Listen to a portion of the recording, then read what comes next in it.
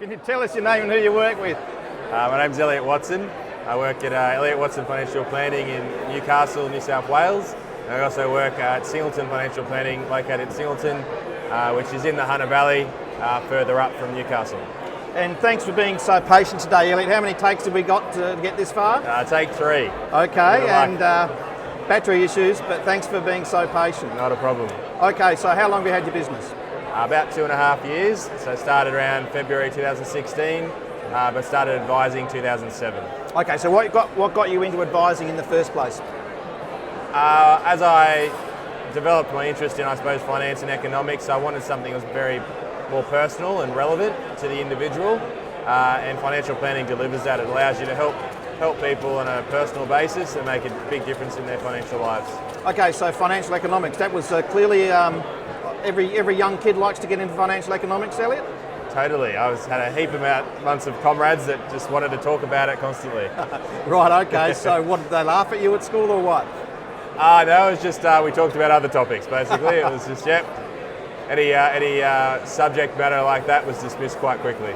So what was it about you that attracted you to that kind of narrative, I suppose, as a schoolboy? I formed the view, obviously, quite early that being in the country that we're in with capitalism and market forces, I knew I wanted to try and have the best life I could. Right. And my understanding of that was that money as the medium of exchange is the way in which we go from obtaining those things that we do wish. So I thought if I could understand that medium better, that would help me to achieve and obtain those things that I wanted to do and have a very good life. So how does that translate an appreciation of money and finance into advising other people? Where did that leap come from? Well, I suppose it's the respect for money. So money is a wonderful thing, but it has to be understood and used wisely. There's plenty of clients that I've come across with short-term debt issues, and it's just a lack of education and understanding, not purposely trying to self-sabotage, but definitely that's been the result.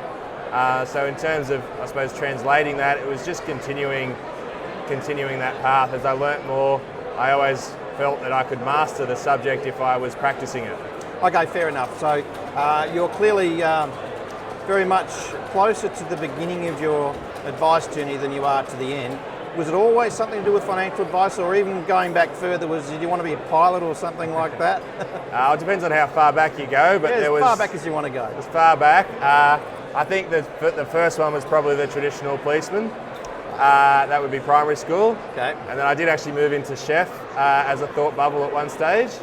And then I did develop a fairly keen interest in planes or jets, and I joined the Air Force Cadets during probably around year 8. I did that for a few years, went to Wagga and did some training in the Cadet Corporal program, which was an intense 2 weeks in a hot summer. Didn't hate that per se, but I didn't like the idea of being restricted into military service for a contract of, I can't remember, it was 3, 5 or 7 years, depending on what it was, but my view was more of, I wanted a bit more flexibility to be able to move where I felt was appropriate for me.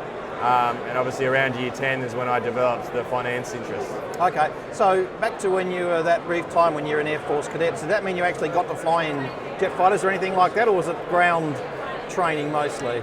Mainly theory and ground training.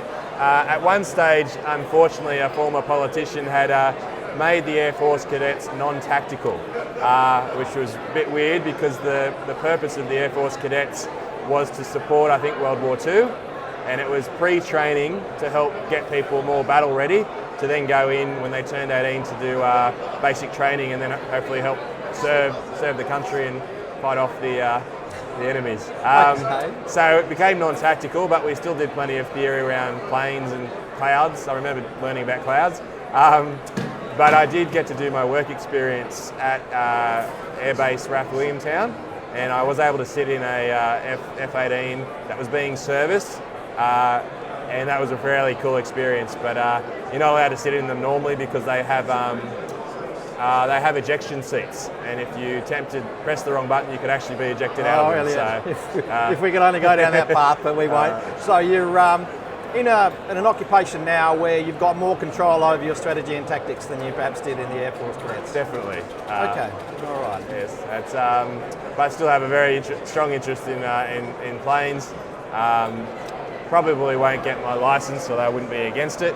But I most likely will shout myself to one of those the treats where you go in the fighter planes and get twisted and turned and flipped and things, which I haven't done yet, but most likely will one day. So it's sort of like getting that tandem seat in a Formula One car to drive around the circuit or something like that, the Air Force version of that?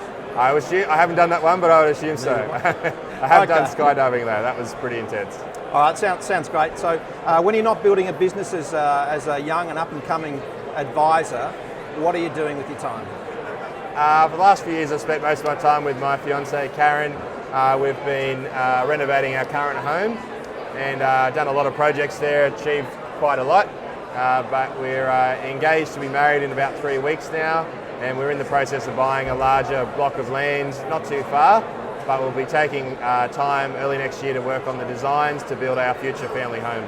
Okay, so you really haven't got that much on your plate at the moment other than building a business, getting engaged, getting married, buying a house, building a house. Oh, definitely, heaps of spare time. I'll just ask my partner. Fair enough, fair enough. So what do you see for the future of your business? Does your business remain the same as it is, or are you evolving, changing much, changing a little? What's going on with the future of your business? One of the philosophies I've always been told, if you're not growing, you're dying. So I'm very mindful of that fact, and constantly responding obviously to changes in the broader Australian marketplace, both with technology and with legislation changes. But I believe I want to be able to develop the business where it can provide more value, more service to the clients.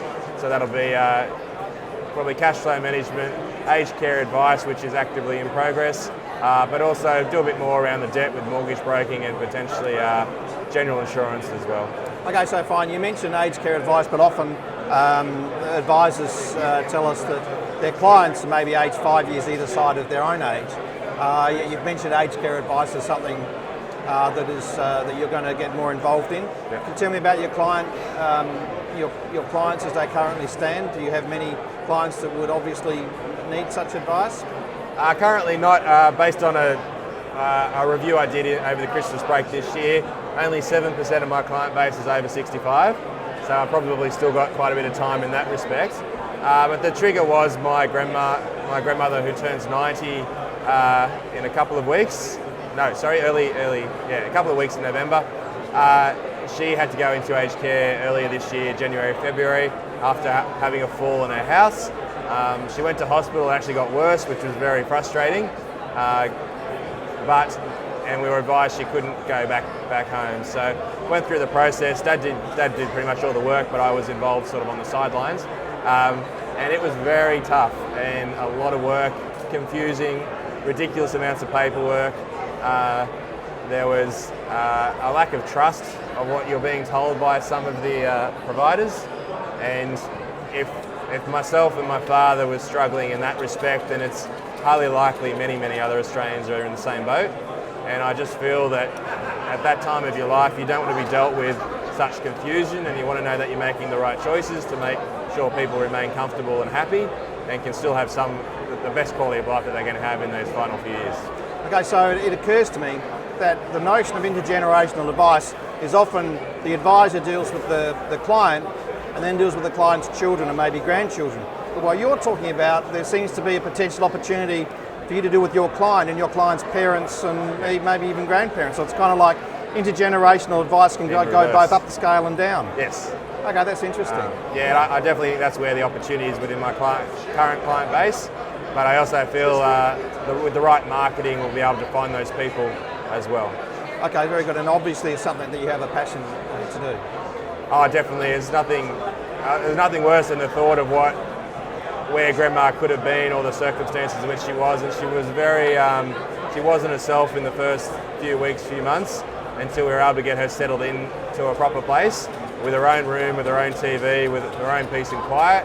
Because she was sharing a room with an elder lady who was not a good house guest, to say the least. So what you've done is just do everything possible for your grandmother and found a passion for wanting to do that for other clients or prospective clients as well. Yeah, I've got the empathy now for others that will be going through such a process, and it just you can sort of feel it in your stomach, the thought of other people having to go through such difficulties, Yes. Versus the satisfaction that they might get knowing that we've really looked after mum or dad, and we know they're going to be okay. All right, so best wishes with the evolution of your advice business, with your impending marriage, with the sale of your new home and the building of old home and the building of your new home. Thank you very much for your time, Elliot. You're welcome.